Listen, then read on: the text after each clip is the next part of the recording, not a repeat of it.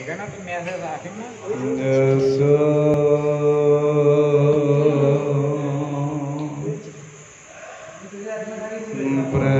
प्रसाद भगवाद प्रसाद यश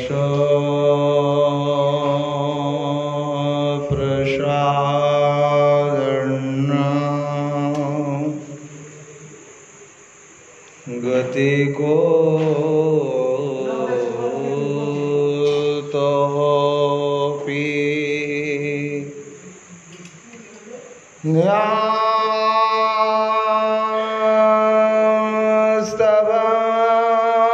स्तवतशो यशो श्री संगम वंदे श्री चरणा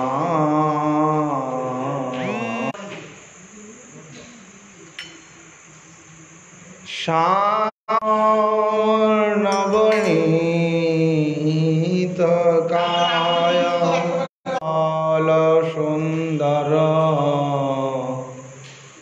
कोरि देवा अजानलंभित भुज कनकावदातु संकीर्तनैकपितरो कमलायताक्ष विश्वाम्बर द्विजवर जुगधर्मपालो वंदे जगत प्रिय करुणावतारो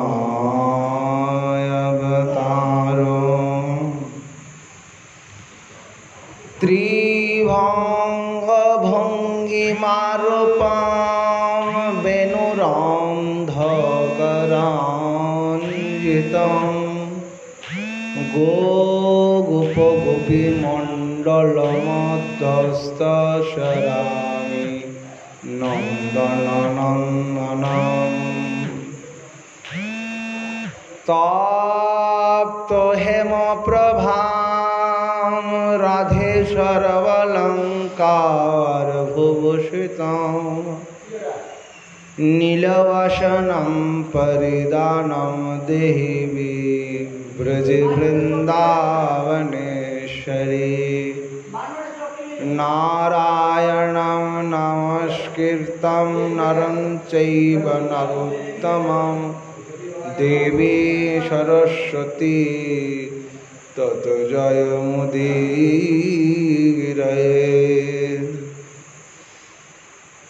जय रूप सनातन भट्ट रघुनाथ श्रीजीव गोपाल भट्ट दास रघुनाथ এই ছয় গোসাই করি চরণ বন্ধন যা হইতে বিঘ্ন নাশ অভীষ্ট পুরাণ। জয় গৌর ভক্ত জয় গৌর যার প্রাণ সবে মিলে চরণ ধুলি মস্তকে আমার। এটা বন্ধ করে দেয়, এটা ইনভার্টার, এটা বন্ধ ইনভার্টার।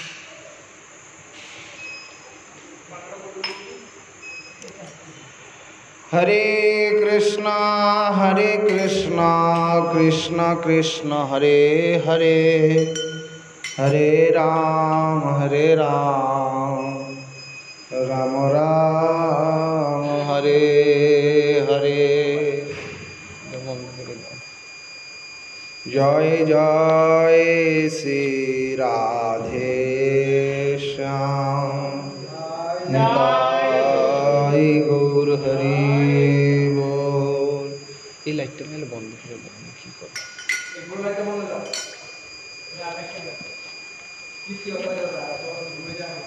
চার্জ হয়ে পারে না।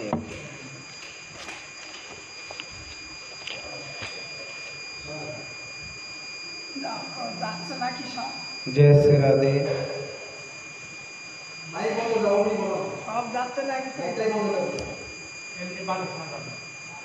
जय श्री राधे।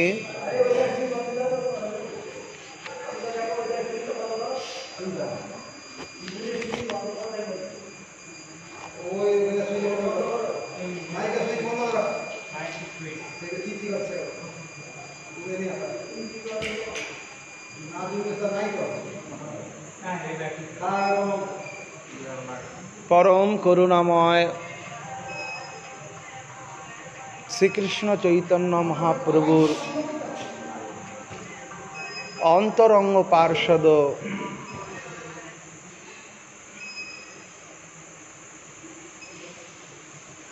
सपरिकर श्री नित्यानंद प्रभुर कृपाधन्य श्रील कृष्णदास कविराज गोस्वामी पाद विरचित चैतन्य चरितामृत ग्रंथ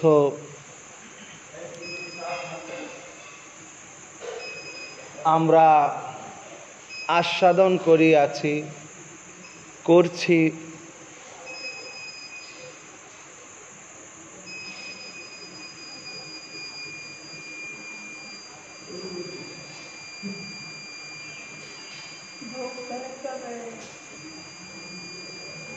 जल देওয়া লাগে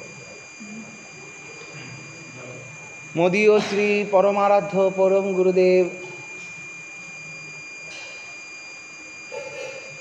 नित्यानंद कुलतिलक प्रभुपाद तिनकुरी गोस्वामी महाराजेर चरण कमल बंदना करछि। मोदीय गुरुदेव अनंत विभूषी श्री श्री 108 श्री महंत मुरारी दास बाबाजी महाराजेर चरण कमल बंदना करछि। समवेत गौरांगेर कृपा अभिलाषी गौरांग गणेर भक्तगणेर चरण कमल बंदना करछि। जय गौर भक्त जय गौर जारो प्राण सबे मिले चरण धुली मस्तके देव आमार।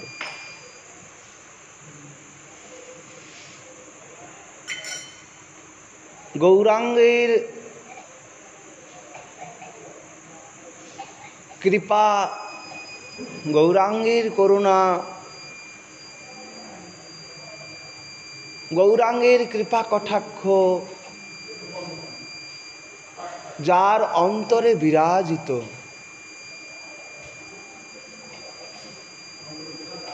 সেই এই परम तत्व कथामृत के आस्वादने ब्रती होते पारेन। गौरांग के यदि आमरा ना जानी गौरांगेर भजन यदि आमरा ना करी गौर के यदि आमादेर जीवनेर सार ना करी ताहले आमादेर जीवनेर किछु एटा कि हयेছে একটু দেখুন आवाज দেখতে গেলে তো মানে জল লাগবে ওই মিনারেল জল আছে উপরে বাবার ঘরে মিনারেল জল আছে ওই জল দিয়ে ওই জল এনে দেন নিয়ে জল দিয়ে এই গৌরগণকে গৌরের কৃপা যার হয়ে গেছে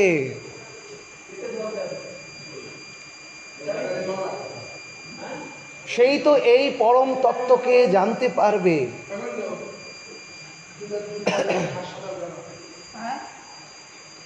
এই জন্য গৌরাঙ্গ সুন্দরকে ভজনা করতে হবে আমাদের।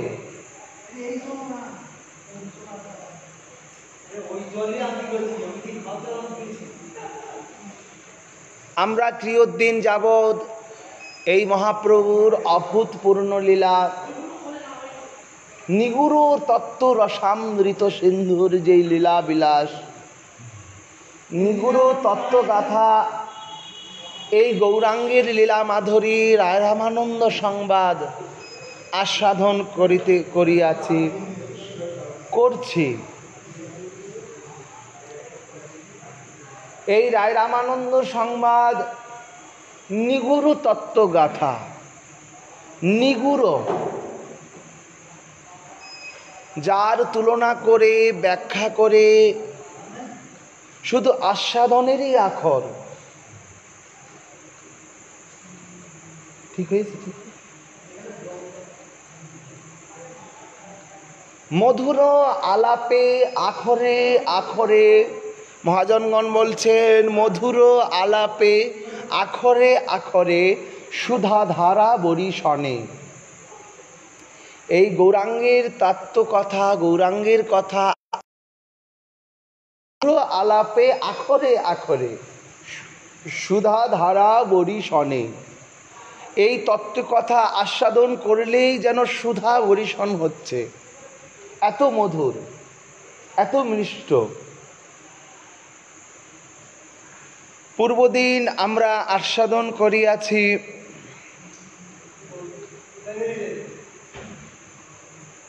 মহাপ্রভুর রায়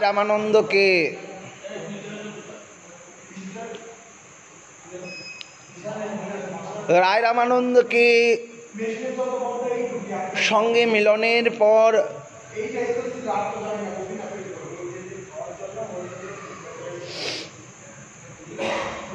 রায় রামানন্দর সঙ্গে মিলনের পর মহাপ্রভু এক বিপ্র গৃহে নিমন্ত্রণ স্বীকার করলেন।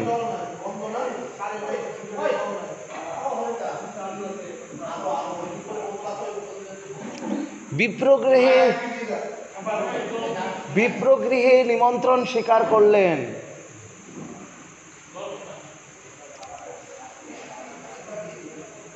হেন কালে আসি এক বৈদিক ব্রাহ্মণ দণ্ডবোধ করি কইল প্রভুর নিমন্ত্রণ।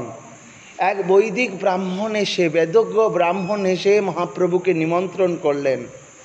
নিমন্ত্রণ মালিনা তারে বৈষ্ণব জানিয়া, রামানন্দ কহে কিছু ঈষৎ হাসিয়া। রামানন্দ রায় ঈষৎ হেসে বলছেন কিছু। তোমার মুখে কৃষ্ণ কথা শুনিতে হয় মন, পুনরূপী পাই যেন তোমার দর্শন। ভক্ত সঙ্গের এমনই মাধুরিমা, ভক্ত সঙ্গের এতই প্রেম, ভক্ত সঙ্গের এতই মাহাত্ম্য। যেমন ভগবান ভক্তকে ছাড়তে চায় না, তেমন ভক্ত ভগবানকে ছাড়তে চায় না। এখানে ভক্ত আর ভগবানের এই মধুর আলাপন, এই মধুর দর্শন, এই মধুর সংমিশ্রণ, মধুর আত্মীয়তা, এটা জীবের জীবনের শ্রেয়স্য প্রেয়স্য। রায় কহে আইলা যদি প্রামর শুধিতে, দর্শন মাত্র শুদ্ধ নহে মূর দুষ্ট চিতে। প্রভু, তুমি প্রামর শুধিতে এসেছ, তুমি কি এই প্রামরকে শুধরাবে না? প্রামরকে উদ্ধার করতে এসেছ, তুমি পতিত পাবন গৌরহরি। রামানন্দ রায় বলছেন, দিন 5-7 রহি করহ মার্জন, তবে শুদ্ধ হয় মূর এই দুষ্ট মন। এই দৈন্যতা স্বভাব গৌর ভক্তগণের, গৌরাঙ্গগণের দৈন্যতা স্বভাব কালকে আমরা আস্বাদন করিয়াছি। যদ্যাপি বিচ্ছেদ দুহার সহনে না যায়, তথাপি দণ্ডবোধ করি চলিলা রামরায়। কিছুক্ষণের জন্য বিচ্ছেদ হচ্ছে না, আবার মিলন হবে। এই যে প্রেমা অনুরাগে এই যে বিচ্ছেদ, কালকে আমরা আস্বাদন করিয়াছি যুগায়িতম নিমিষণ এই শ্লোককে। এই দুজনার প্রেম বিরহের এই যে দশা, এই যে ক্রিয়ৎকাল অদর্শন মাত্র, যেন যোগ চলে গেছে। কৃষ্ণ চলে গেছেন, কৃষ্ণ চলে গেছেন মহারাষ্ট্রে অন্তর্ধান হয়ে গিয়ে। গোপীগণের কি হেতু দশা? গোপীগণের দশার অবধি নেই। তারা কৃষ্ণকে ছাড়া কিছু জানে না, কৃষ্ণ সঙ্গ ছাড়া কিছু জানে না, কৃষ্ণ দর্শন ছাড়া কিছু জানে না, কৃষ্ণ কথা ছাড়া তারা কিছু জানে না। এই গোপীগণ কৃষ্ণ অনুরাগে রাগান্বিত, এই কৃষ্ণ অনুরাগে অভিষিক্ত, কৃষ্ণ অনুরাগের প্রেমে তারা প্রেমাপ্লুত।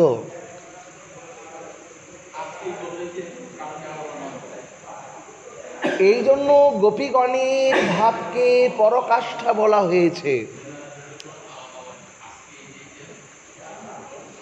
গোপীগণের গোপীগণের ভাব লইয়া যেই জন ভজে, ভাব যোগ্য দেহ পাইয়া কৃষ্ণ প্রায় ভোজে। এই গোপী আনুগত্যে আমাদের ভজন, গোস্বামী আনুগত্যে আমাদের ভজন।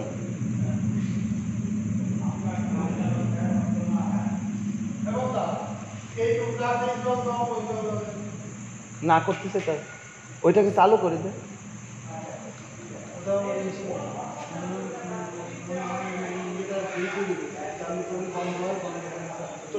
দেখেন কি এই গোপী আনুগত্যে আমাদের ভজন।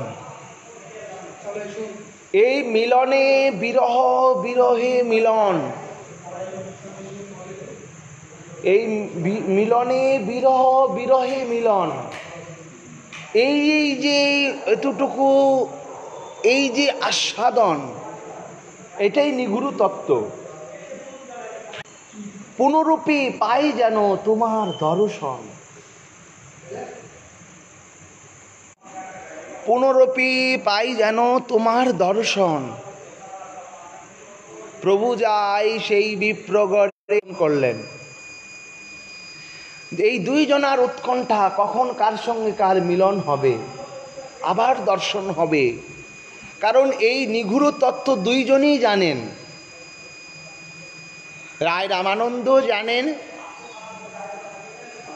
কারণ পূর্বদিন আমরা প্রথম শ্লোকে বর্ণনা করিয়াছি। পূর্বদিন আমরা বর্ণনা করিয়াছি যে এই সমুদ্রের থেকে মেঘের সৃষ্টি। এখন যদি আমরা প্রশ্ন করি সমুদ্রের থেকে মেঘের সৃষ্টি, মেঘ কি জানে না যে আমি সমুদ্রেরই উৎস? তাত্ত্বিক দৃষ্টিতে মেঘ কি কখনো জানে না যে আমি সমুদ্রের উৎস? মেঘ জানে আমি সমুদ্রেরই উৎস, সমুদ্রের আকার থেকেই আমার সৃষ্টি, সমুদ্রের থেকে বাষ্পায়িতই আমি মেঘে পরিণত হয়েছি। আবার সেই সমুদ্রের মেঘই আবার এই বাষ্পায়িত হয়ে সেই মেঘই আবার সমুদ্রে পতিত হচ্ছে। উৎসটা কার? সমুদ্রের। এই সমুদ্রও জানে, মেঘও জানে যে দুইজনের সাথে সংমিশ্রণ। যেমন সমুদ্র না থাকলে বাষ্পায়িত হয়ে মেঘের সৃষ্টি হতো না, তেমনি এই মেঘ যখন এটা উৎসটা বেশি সমুদ্রের। এখানে মহাপ্রভু কুঠি ভাব গম্ভীর সমুদ্র। মহাপ্রভু না থাকলে এই আস্বাদনে আমরা রতি হতে পারতাম না। আবার রায় রামানন্দ বাষ্প মেঘ, এই রায় রামানন্দ রূপী মেঘ না থাকলে এই বৃষ্টি বর্ষণ হতো না। এই জন্য এই দুইজনার উৎকণ্ঠিত কখন মিলন হবে, কখন এই জীবকে নিগুড় তত্ত্বকথা আস্বাদনের দ্বারা জীবকে উদ্ধার করবে। অতীত উদ্ধারণ লীলা। প্রভু শ্রাণকৃত করি আছেন বসিয়া, এক ভিত্ত সঙ্গে রায় মিলিলা আসিয়া। প্রভু বসে আছেন স্নানকৃত সমাপন করে, সন্ধ্যাতে সমাপন করে বসে আছেন এক ভিত্ত সঙ্গে। সন্ধ্যার সময় রায় রামানন্দের মন আর রাজ প্রকোষ্ঠে আর থাকছে না মনটি। আমাদের দেশে পদ রচনায় পদ গেত, কৃষ্ণ প্রেমের ঢেউ লেগেছে যার মনে, সে কি আর ঘরে থাকিতে পারে? এই গৌরাঙ্গের মনে প্রাণে যার দর্শনে, যার দর্শন হয়ে গেছে, সে কি আর ঘরে থাকতে পারবে? রঘুনাথকে কি ঘরে রাখতে পেরেছিল? রঘুনাথ ভট্টকে কি ঘরে রাখতে পেরেছিল? জগদানন্দকে কি ঘরে রাখতে পেরেছিল? স্বরূপ রায় রামানন্দকে কি ঘরে রাখতে পেরেছিল? এই গৌরাঙ্গ দর্শনে মাত্রে তার প্রেম ভক্তির উদয় হয়ে যায়। বেদ বিদ্যা দুই কিছুই না জানত, সে যদি গৌরাঙ্গ করে সার, নয়নানন্দে বনে সেই তো সকলেই জানে, সর্বসিদ্ধি করতলে তার। এই বেদ বিধির অগোচর সার গৌরাঙ্গকে যার দর্শন হয়ে যায়, বেদের সার শিরোমণি মহাপ্রভু। চারি বেদ সরদর্শন করিয়া যেবায় অধ্যায়ন, সে যদি গৌরাঙ্গ নাহি ভজে। মহাজনগণ আস্বাদন করছেন চার বেদ। চার বেদ অর্থ আমরা জানি কি কি? সামবেদ, যজুর্বেদ, অথর্ববেদ, ঋগ্বেদ, এই চার বেদ আমরা জানি। আমরা কি বেদ? জয় নিতাই ভাই, আমরা কি বেদ বলো? আমরা কি বেদি? আমরা সামবেদী। এটা মনে রাখতে হবে। এই চার বেদ পড়েছে যে বা মুখস্থ হয়ে গেছে। চারি বেদ স্বরদর্শন, এই স্বরদর্শন রয়েছেন। চারি বেদ স্বরদর্শন করিবা, সে যদি গৌরাঙ্গ নাহি ভজে, এই সব কিছু হয়ে গেছে তার, সে যদি গৌরাঙ্গকে না ভজে, এই কলিযুগ পাবন অবতার শ্রীমন মহাপ্রভুকে না ভজে, এই বেদের সার বস্তু শ্রীমন মহাপ্রভুকে না ভজে, এই কলিযুগের একমাত্র অবলম্বন মহাপ্রভুকে না ভজে, এই না ভজে, এই কলিকালের একমাত্র আধার মহাপ্রভুকে না ভজে, বৃথা তার অধ্যয়ন। লুচন বিহীন জন দর্পণ কিবা তার কাজে। মহাজনগণ বলছেন, আমি নই, এই তার অধ্যয়ন বৃথা, বৃথা তার অধ্যয়ন। লুচন বিহীন জন, একজন অন্ধকে যদি দর্পণ দেখায়, তাহলে কিবা তার কাজে? অন্ধ কি দর্পণ দিয়ে কিছু দেখতে পাবে?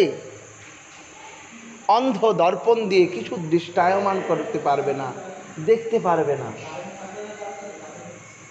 বেদ বিদ্যা দুই কিছুই না জানত, কিছু জানে না সে।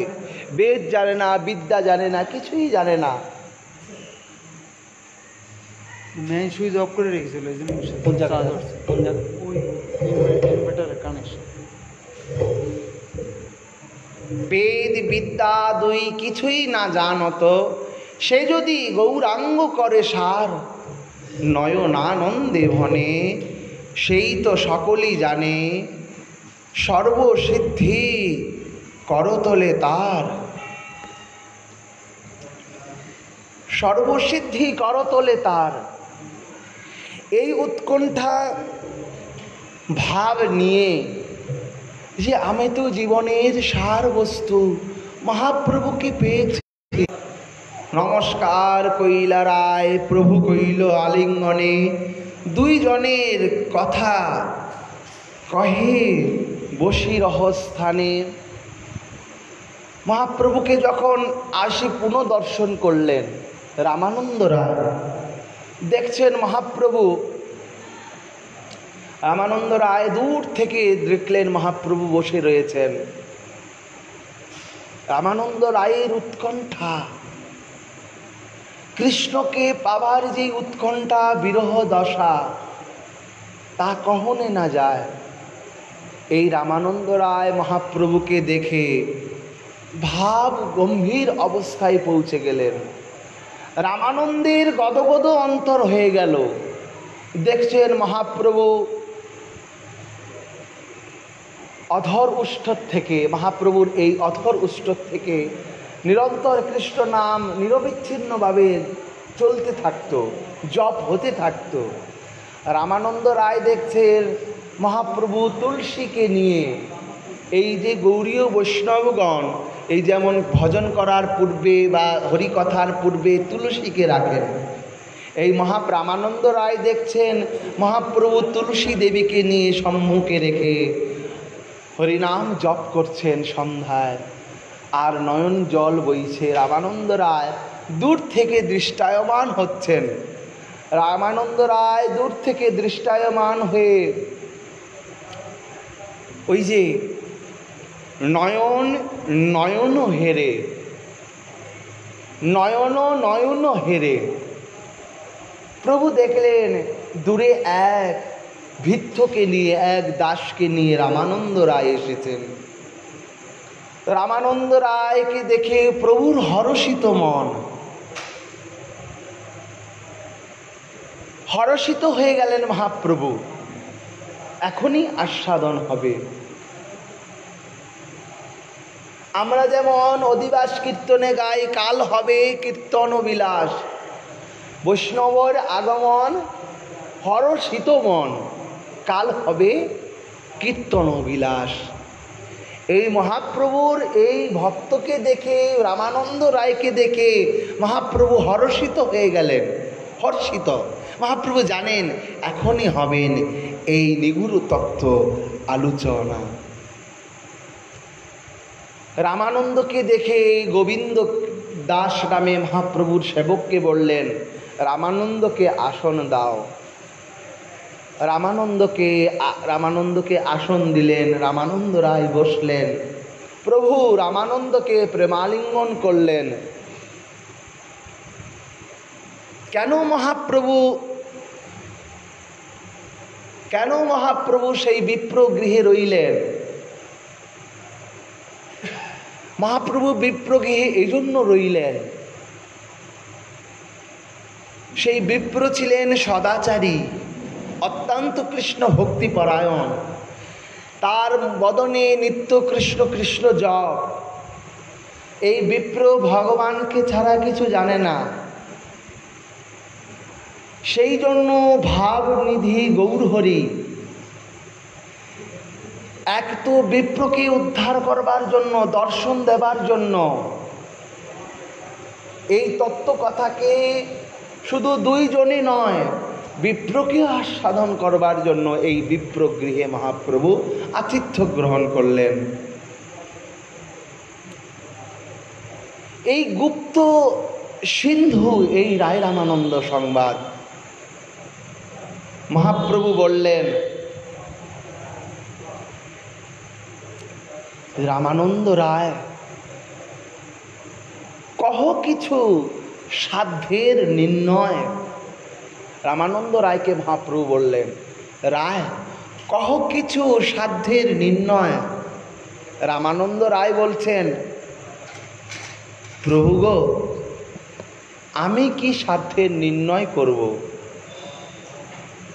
আমি তো কিছু জানি না, আমি তো মূর্খ, আমি কি সাধ্যের নির্ণয় করব? দেখুন, আপনি আচরিয়া ধর্ম জীবকে শেখায়। রামানন্দ রায় বলছেন, প্রভু আমি মূর্খ, যথার্থ শাস্ত্র জানি না, শাস্ত্র অভ্যাসে আমি পারদর্শী নই, আমি কি বলবো? তুমি তো কোটি ভাব শাস্ত্র গম্ভীর তুমি, প্রভু তুমি কিছু বলো, আমি কিছু শ্রবণ করি। বলছেন, না না রায়, আজ তুমি বলবে, আমি শ্রবণ করব। রায় বললেন, এখানে এই রায় রামানন্দ সংবাদে শ্রোতা হচ্ছেন কে? শ্রোতা হচ্ছেন মহাপ্রভু, প্রশ্নকর্তা মহাপ্রভু। রায় রামানন্দ হচ্ছেন বক্তা, শ্রোতা হচ্ছেন মহাপ্রভু, বক্তা। দুজনার সংমিশ্রণে কি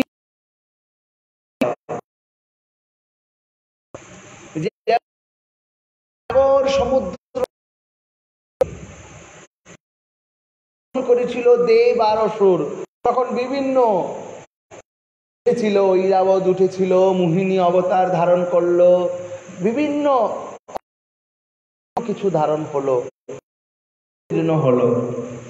তেমনি এই রায় রামানন্দ সংবাদকে যখনই আমরা মন্থন করব, দেখবেন রাধা তো রয়েছে নিগুড় তত্ত্ব। প্রভু কহে পরশ্লোক সাধ্যের নির্ণয়, রায় কহে স্বধর্ম আচরণে বিষ্ণু ভক্তি হয়। রামানন্দ রায় বলছেন, প্রভু এই স্বধর্ম আচরণে প্রভু বিষ্ণু ভক্তি হয়। অপূর্ব কথন। রামানন্দ রায় বিষ্ণু পুরাণের 3 অংশে 8 নম্বর অধ্যায়ের 8 নম্বর শ্লোককে আবৃত করলেন।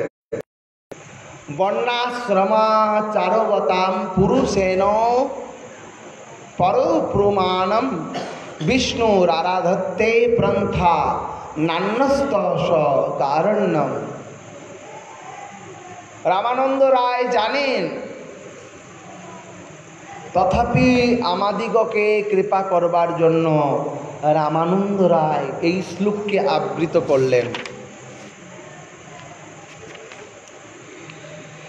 এই বর্ণাশ্রম ধর্মাচারী মনুষ্য কর্তৃত্ব পরম পুরুষ শ্রী বিষ্ণু উপাসিত হইয়া থাকেন, তাহাই তুষ্টিত নির্মিত অন্য পন্থা নাই। এই বর্ণাশ্রম ধর্মের অনুষ্ঠানের নামে প্রভু কহে কহ এই সাধ্যের নির্ণয়, রায় কহে স্বধর্ম আচরণে বিষ্ণু ভক্তি হয়। এখন আমাদেরকে এই স্বধর্ম আচরণ কি? রায় রামানন্দ বলছেন স্বধর্ম আচরণ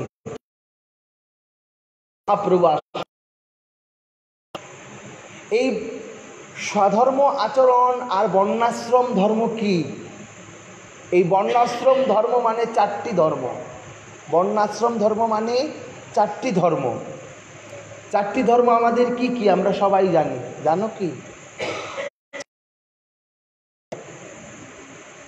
এই 4টি ধর্ম হচ্ছে, বর্ণাশ্রম ধর্মের মধ্যে 4টি: ব্রহ্মচর্য, গৃহস্থ, বানপ্রস্থ, সন্ন্যাস। এই 4টি হচ্ছে এই বর্ণ আশ্রম ধর্ম। আর স্বধর্ম কি? স্বধর্ম কি কেন বললেন? স্বধর্ম আচরণে বিষ্ণু ভক্তি হয়। স্বধর্মটা কি জিনিস আমাদেরকে জানতে হবে। বর্ণাশ্রম ধর্ম জানলাম 4টি, ঠিক না? এইবার স্বধর্ম হচ্ছেন এই ব্রাহ্মণ, বৈশ্য, ক্ষত্রিয়, শূদ্র। ব্রাহ্মণ, ক্ষত্রিয়, বৈশ্য, শূদ্র, এই হচ্ছেন স্বধর্ম। কীরকম স্বধর্ম আমাদেরকে জানতে হবে। স্বধর্ম আচরণে বিষ্ণু ভক্তি হয়। যেমন,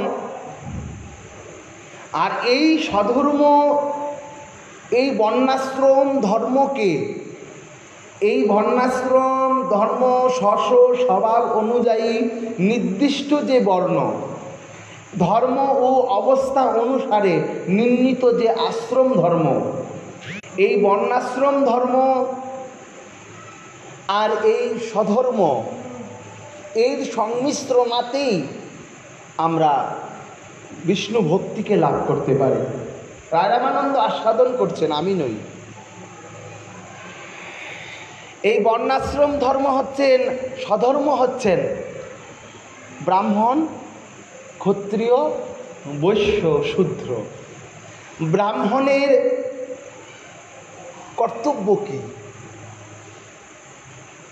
রায় রামানন্দ বলছেন ব্রাহ্মণের কর্তব্য কি আমরা সবাই জানি।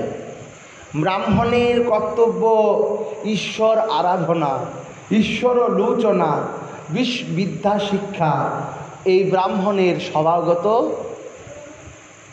আচরণ। এটি ব্রাহ্মণের আচরণ। তারা বেদ পূজা পাঠ, বিদ্যা শিক্ষা অধ্যয়ন করাবেন।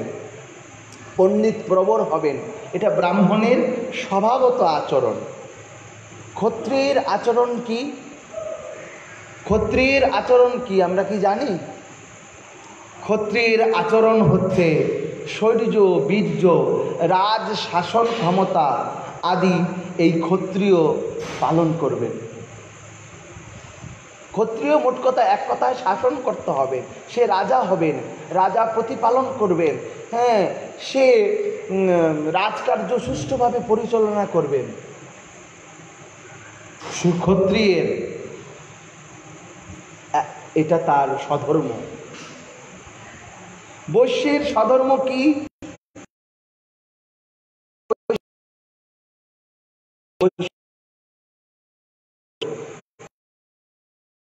বাণিজ্যিক ক্রিয়া আদি হচ্ছেন বৈশ্যের ধর্ম।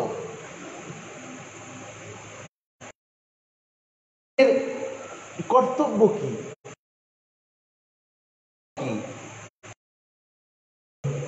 এই শূদ্রের স্বধর্মটি কি? শূদ্রের স্বধর্ম হচ্ছে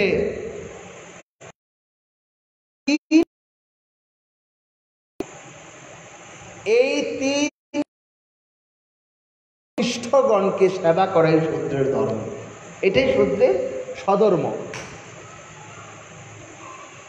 এটাই শূদ্রের স্বধর্ম। বর্তমান অত অবস্থায় আমরা আচরণ থেকে অনেক দূরে চলে গেছি। এটা স্বধর্ম হতে পারে যদি ব্রাহ্মণ এই স্বধর্ম আচরণ নিয়েই থাকে।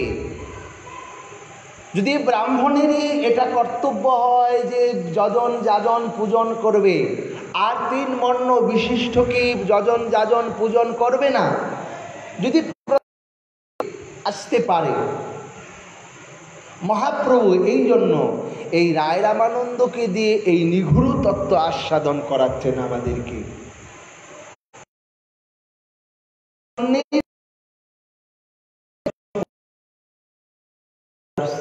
হ্যাঁ, অধিকারী চারি বর্ণ মহাপ্রভু এখানে রায় রামানন্দকে দিয়ে আমাদেরকে শ্রবণ করাবেন, কৃপা কটাক্ষ দান করবেন। এই বর্ণাশ্রম ধর্ম, এই হচ্ছেন চার স্বধর্ম। রামানন্দ রায় এখানে বললেন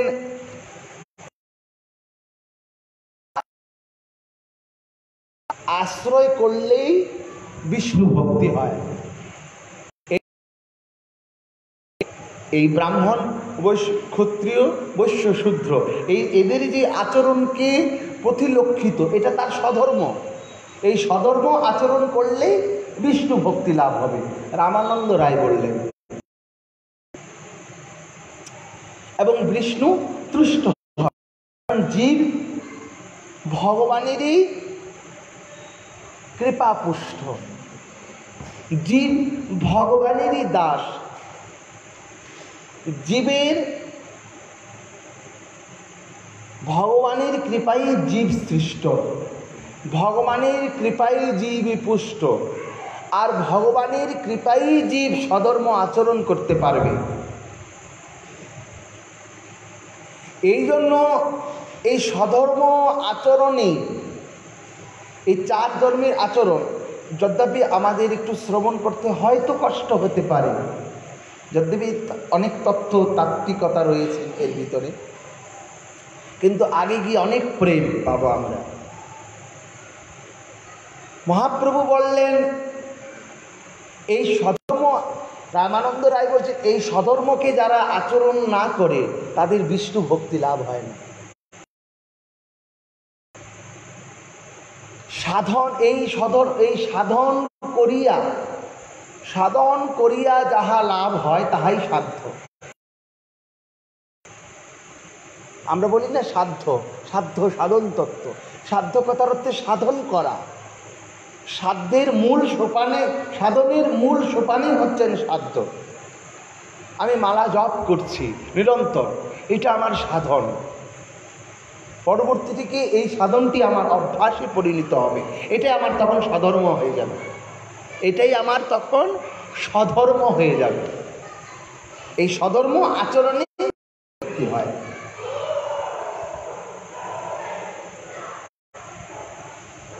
মহাপ্রভু বললেন, আনন্দ আনন্দ তো এ বললে আমি শুনলাম, প্রভু কহে ইহ ভাজ্য আগে। রামানন্দ কি বল, প্রভু কহে, প্রভু বললেন আমি তো শুনলাম ইহ ভাজ্য, এটা সাধারণ আমার মন হচ্ছে। বাহ্য কথার অর্থ সাধারণতার, ইহ বাহ্য ইহ ঠিক, এই তোমার বিষ্ণু ভক্তি সধর্ম আচরণ ঠিক, কিন্তু এটাই শেষ নয়, এর থেকেও কিছু আগে রয়েছে, এর থেকেই কিছু আগে রয়েছে।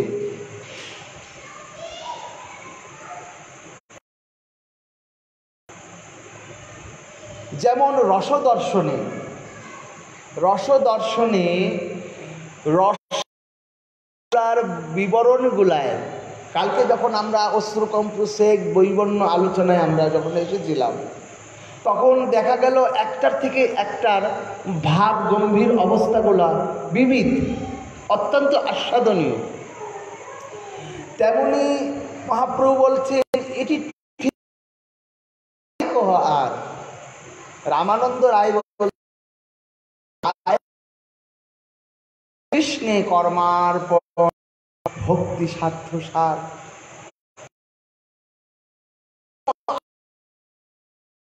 এখন এই কৃষ্ণ কর্মার্পণ ভক্তি সাধ্য সার রামানন্দ রামান স্বরূপ শ্রীমদ্ ভগবদ গীতার একটি শ্লোককে আবৃত করলেন।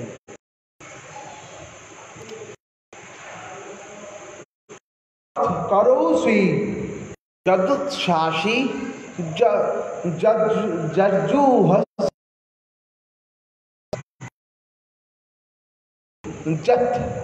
যত্র পশুশ্রী কুন্তেয়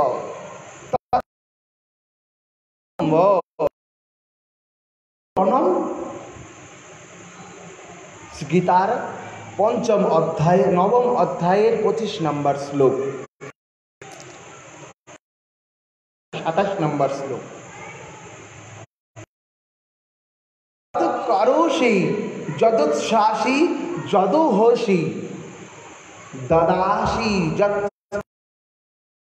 যাহা কিছু কর্ম করো, যাহা ভোজন করো, যাহা কিছু হোম করো, যাহা দান করো, যাহা কিছু তপস্যা করো,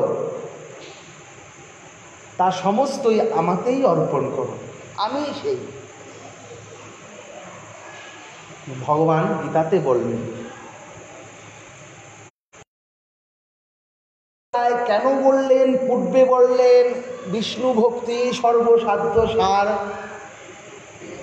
এখন কেন বলছেন কৃষ্ণ কর্মার্পণ সর্বভক্তি সাধ্য সার? কৃষ্ণ কর্মার্পণ কেন বললেন?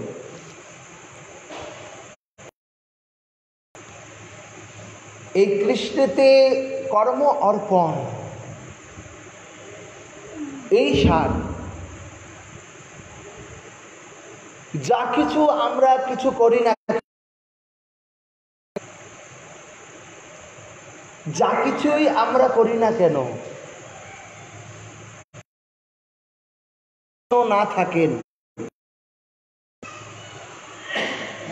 যেমন আমরা ভোগ নিবেদন করি, কৃষ্ণকে অর্পণ করি, ঠিক না? আমরা সেটা পাই। গীতায় ভগবান বললেন অর্পণ করে তারা চুর। সর্বকার্যে কৃষ্ণকে প্রতিস্থাপনা, কৃষ্ণই সাধ্য, কৃষ্ণই সাধন, কৃষ্ণই সার, কৃষ্ণই সব। এখন প্রশ্ন আসবে যে বিষ্ণুতে আর কৃষ্ণতে কি ভেদ রয়েছে? প্রশ্ন আসবে। পূর্বে বলিয়া বিষ্ণু, এখন বলছেন কৃষ্ণ। কৃষ্ণ আর বিষ্ণুতে কি ভেদ রয়েছে?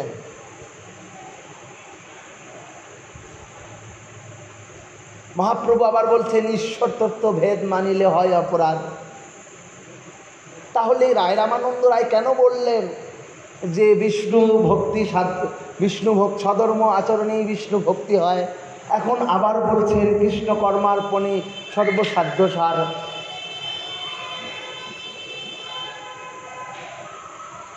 বিষ্ণুতে কৃষ্ণতে ভেদ নেই, আবার ভেদ রয়েছে। ভেদ নেই, ভেদ রয়েছে। বিষ্ণু লীলায় যেই লীলাগুলা হয় নাই, কৃষ্ণ লীলায় তা হয়েছে। সমস্ত শাস্ত্র মন্থন করলে দেখা যাবে। ব্রহ্মসংহিতায় বললেন ঈশ্বর পরম কৃষ্ণ ষষ্ঠীদানন্দ বিগ্রহ অনাদির আদি গোবিন্দ সর্বকারণে কারণ্য। কৃষ্ণ আদি, অনাদির আদি, গোলক আদিপতি কৃষ্ণ। গোলক আধিপতি নারায়ণ নয়, গোলক আধিপতি একমাত্র কৃষ্ণ। সেখানে রাধাকৃষ্ণর নিত্যলীলা হচ্ছে। গোলক আধিপতি নারায়ণ নয়, বৈকুণ্ঠে নারায়ণ। সেখানে সবাই চতুর্হস্ত, সবাই। সেখানে দ্বারপালগণেরও চতুর্হস্ত, সমস্ত মনীষীগণেরও চতুর্হস্ত, ভগবানেরও চতুর্হস্ত, লক্ষ্মীরও চতুর্হস্ত। বৈকুণ্ঠে গোলক ধামে, গোলক বৃন্দাবনে, সেখানে রাধা আর কৃষ্ণ। এখানে ভেদ নেই, ভেদ রয়েছে। যে লীলা বিষ্ণুর দ্বারা হয় নাই, সে কৃষ্ণের দ্বারা হয়েছে। কৃষ্ণ সমর্থবান, কর্তুম অকর্তুম অন্যতা কর্তুম, সর্বশক্তি সম্পন্ন কৃষ্ণ। এই জন্য মহাপ্রভু বললেন রামানন্দ, বিষ্ণু ভক্তি সর্বসাধ্যসার জানি। বিষ্ণু ভক্তি সর্বসাধ্যসার জানি, তথাপিও কৃষ্ণতে যার সংমিশ্রণ নাই, সমভাব নেই, কৃষ্ণতে যার চিত্ত অর্পণ নেই, তার সাধ্য সাধনে অধিকার নেই। কৃষ্ণতে, কৃষ্ণ যতটুকু করুণাময়, কৃষ্ণ লীলাময়, কৃষ্ণ দয়াময়, কৃষ্ণ কৃপাময়। দেখুন, কৃষ্ণ যদি কৃপাময় না হতো, তাহলে এই 7 দিন 7 রাত্রি ইন্দ্রির বজ্র প্রহারে প্লাবিত হয়ে গেছে সারা ব্রজভূমি, প্লাবিত হয়ে গেছে সারা ব্রজভূমি। কৃষ্ণ এই আঙ্গুলে গিরি পর্বতকে ধরে ব্রজবাসীগণকে রক্ষা করিয়াছে। ব্রজবাসীগণকে করিয়াছিলেন। এমন বাৎসল্য প্রেম করেছিলেন, এমন অবতার কি দেখা যায় বিষ্ণু ভক্তিতে? আমি এখানে সিদ্ধান্ত স্থাপনের জন্য বিষ্ণুকে নিচু করছি না, স্বধর্মকে বলছি, এখানে ভক্তিকে বর্ণনা করছি। কৃষ্ণ কৃপা করে এই ব্রজবাসীগণকে রক্ষা, এমন কি কোনো অবতারে দেখা যায় যে নিজের সাক্ষাৎ ভগবান শ্রী গোবিন্দ নন্দ মহারাজের পাদুকা বহন করছেন? সে যে বাৎসল্য প্রেমের বশীভূত হয়ে ব্রজরাজ নন্দের রয়েছিল বাধা। এই তো কৃষ্ণের কৃষ্ণত্ব, কৃষ্ণের আকর্ষণ শক্তি। আমি বলেছিলাম আকর্ষণ শক্তি।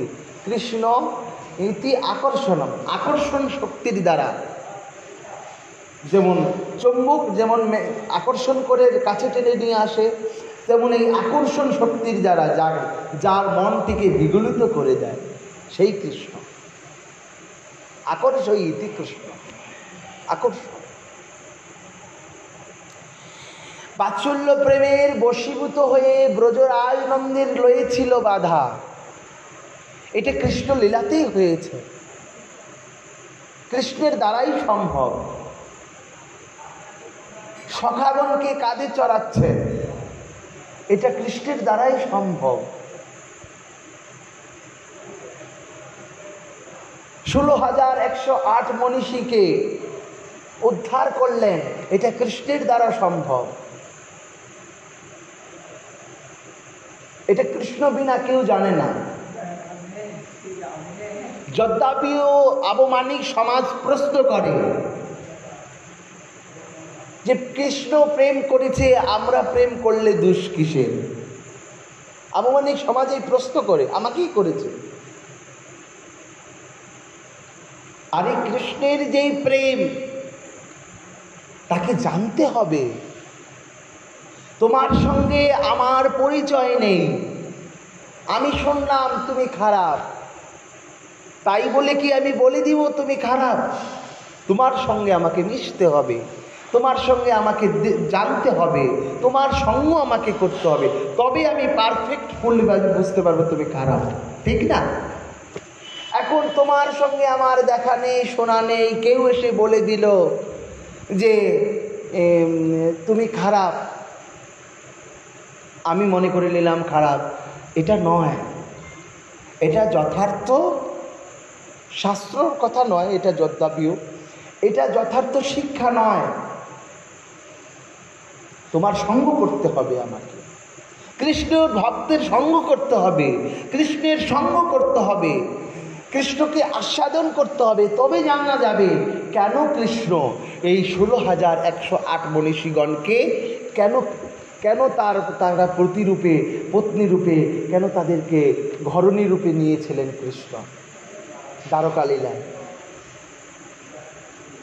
জানতে হবে আমাদেরকে। এই জন্য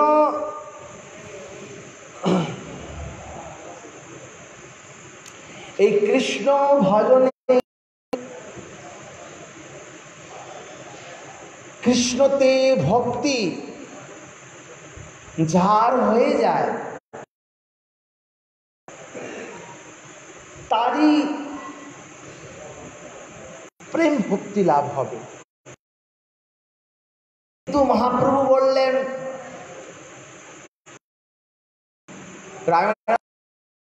কর্মা ভক্তি সাধ্য সার, কৃষ্ণতে মনটি দিয়ে দিলাম, এই কি আমাদের শেষ? এটাই কি আমাদের জীবনের শেষ? তদ্বিদ্ধি পণিপাতেন পরিপ্রশ্রয়া, কৃষ্ণকে জানতে হবে আমাদের। তদ্বিদ্ধি পণিপাতেন পরিপ্রশ্রেণ সেবয়া, জানতে হবে, জানার অভিপ্রায় থাকতে হবে। কৃষ্ণ কে, কৃষ্ণ কোথায়? এই কর্মার্পণ, কৃষ্ণ কর্মার্পণ কি? সমস্ত কিছু অর্পণ করে দাও, তাতেই বলছেন সর্বসাধ্য সার। মহাপ্রভু বলছেন রায় রামানন্দ তো অগাধ সাগর, দুই সাগরের মিলন হয়েছে।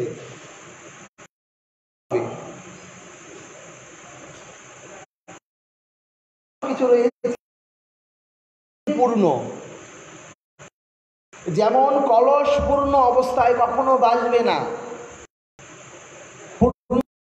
বাজবে না, জল কমে যাক বাজবে। এখানে দুইজনেই পূর্ণ, রায় রামানন্দ পূর্ণ,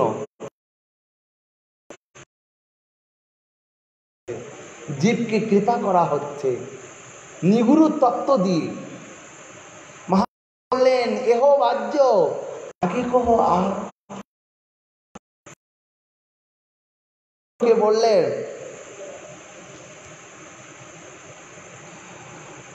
রায় রামানন্দকে বললেন এহ ভাজ্য আগে কহ আর। রামানন্দ ভাবছেন মহাপ্রভুকে, এই কৃষ্ণ অর্পণেই তো সর্বসাধ্য সার। মহাপ্রভু বলছেন এও বাহ্য। রামানন্দ মহাপ্রভুর বদন দিকে চেয়ে রইলেন। রামানন্দ লাগলেন তো সকাম,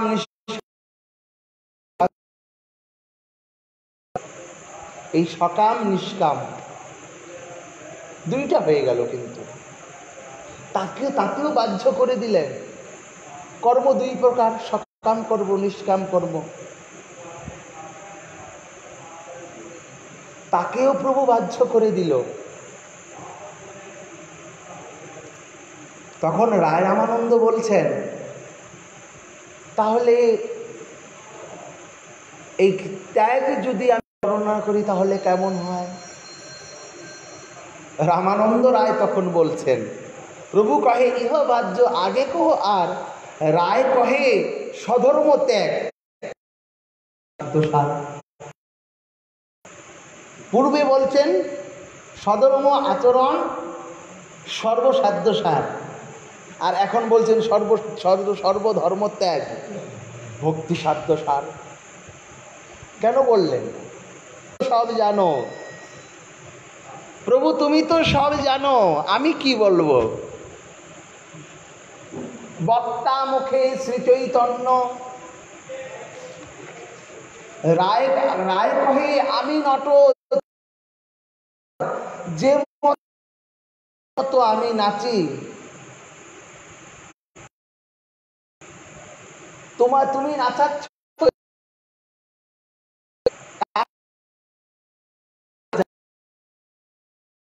কে কাহাকে নাচায়? পুতুলকে আমরা ছোটবেলায় দেখেছি, আরো দেখেছে,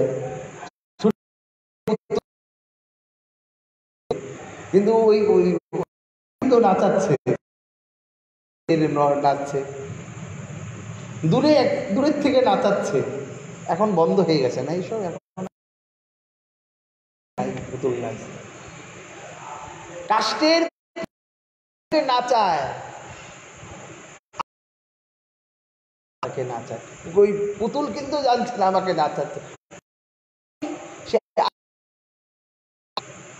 তো এখানে রায় রামানন্দ রায় মহাপ্রভুর কৃপাই বলছেন,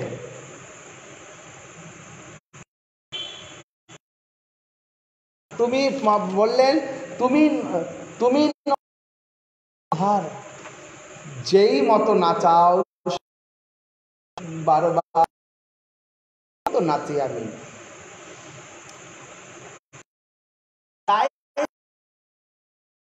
সাধ্য সার। পূর্বে বলেছেন স্বধর্ম আচরণেই ভক্তি, এখন বললেন সর্বধর্ম ত্যাগ। কিরকম? রায় রামানন্দ তখন গীতার শ্লোক আবৃত্তি করলেন। 18 নম্বর অধ্যায়ের 66 নম্বর শ্লোকে বললেন, সর্বধর্মাং পরিত্যাজ্যকম মামেকম শরণম ভজ, অহং তাং সর্ব পাপব্য মুখ্যস্বামী মা শুচ।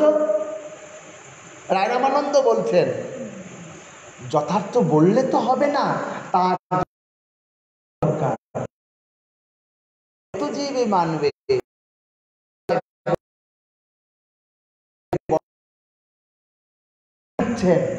শ্লোক বর্ণনা করে করে সর্বধর্ম সর্ব পাপ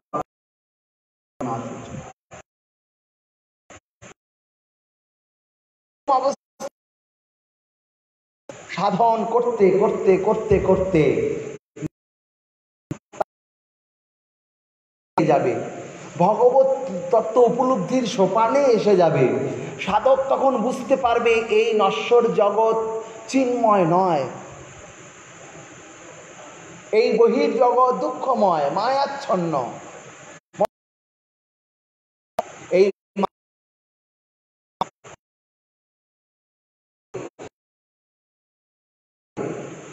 সাধক তখন তার সমস্ত কিছুকে ত্যাগ করে দিবে। সর্বধর্মাং পরিত্যাজ্যকম, সব ধর্মকে ত্যাগ করে দিবে। এই সধর্ম আমরা বললে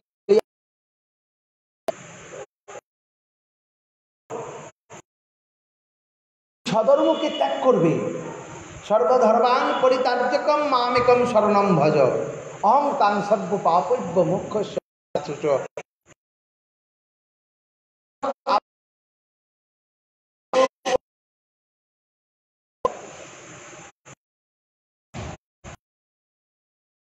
রায়